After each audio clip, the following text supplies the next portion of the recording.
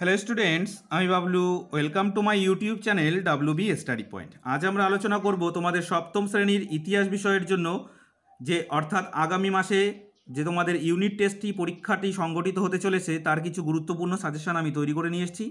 এর আগের ভিডিওয়ে আমি তোমাদের ভূগোলের সাজেশান তৈরি করে দিয়েছি।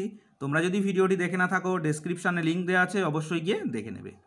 তো আজ আমি তোমাদের প্রথম অধ্যায় অর্থাৎ ইতিহাসের ধারণা এবং দ্বিতীয় অধ্যায়ের কিছু প্রশ্ন তৈরি করে নিয়ে এসেছি। তোমরা ভিডিওটি শেষ পর্যন্ত দেখো এবং এই প্রশ্নগুলোর উত্তর তো অবশ্যই তোমরা করবে।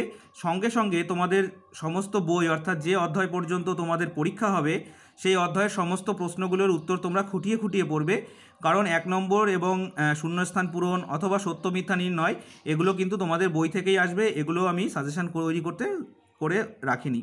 আমি শুধুমাত্র তোমাদের 2 নম্বর এবং 3 নম্বরের জন্য কিছু গুরুত্বপূর্ণ সাজেশান তৈরি করে নিয়ে এসেছি।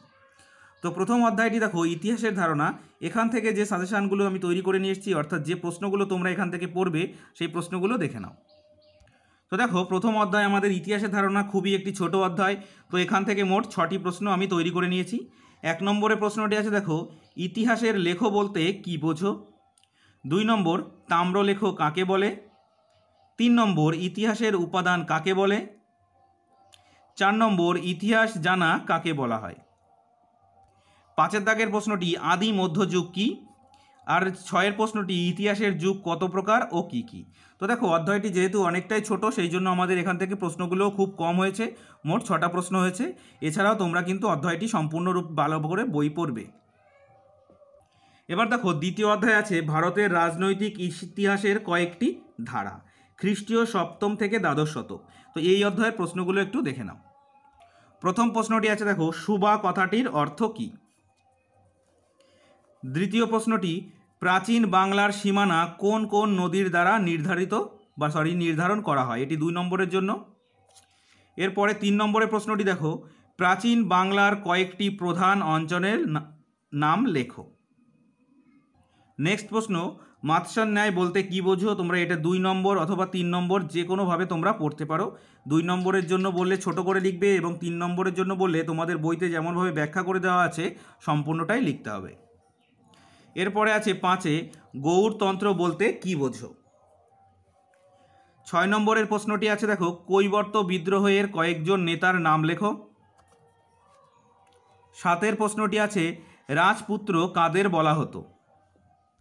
এবং 8 নম্বরের প্রশ্নটি, কে কেন গঙ্গাইকোন্ড চোল উপাধি গ্রহণ করেন? 9 নম্বরের প্রশ্নটি দেখো, খলিফা শব্দের অর্থ কী? প্রথম খলিফা কে ছিলেন? 10 দাগের প্রশ্ন, মাহমুদ কতবার ভারত আক্রমণ করেন? এখান থেকে তোমরা সালটিও পড়ে নেবে, কত সাল থেকে কত সালের মধ্যে কতবার ভারত আক্রমণ করেছিলেন। এবার 11 দাগের প্রশ্নটি দেখো, খ্রিস্টীয় 7ম ও 8ম শতকের আঞ্চলিক রাজ্যগুলি কেমনভাবে গড়ে উঠেছিল? এবার 12 দাগের প্রশ্নটি, ভারতের লুণ্ঠিত সম্পদ সুলতান মাহমুদ কিভাবে খরচ করেছিলেন? অর্থাৎ সুলতান মাহমুদ যে 17 বার ভারত আক্রমণ করেছিলেন সেখান থেকে ভারতের যে ধন সম্পত্তি তিনি লুট করে নিয়ে গিয়েছিলেন তিনি সেগুলো কিভাবে খরচ করেছিলেন।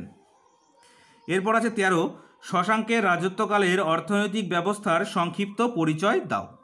তো দেখো, মোটামুটি দ্বিতীয় অধ্যায় থেকে আমি 13টি প্রশ্ন তৈরি করে নিয়ে এসেছি। আশা করা যায় তোমাদের এর মধ্য থেকে তোমরা এই অধ্যায়ের প্রশ্নগুলো সমস্তটাই কমন পেয়ে যাবে। আর তাছাড়াও তোমরা কিন্তু অধ্যায়গুলো ভালো করে খুঁটিয়ে খুঁটিয়ে পড়বে। আমি যেটি বারংবার বলছি, তোমাদের শর্ট প্রশ্নগুলো কিন্তু সমস্ত তোমাদের বইয়ের ভেতর থেকেই আসবে এবং এগুলো যদি তোমরা ভালো করে খুঁটিয়ে না পড়ো তাহলে কিন্তু পরীক্ষার সময় উত্তর লিখতে তোমাদের সমস্যা হবে। তো আজকের ভিডিও এই পর্যন্তই।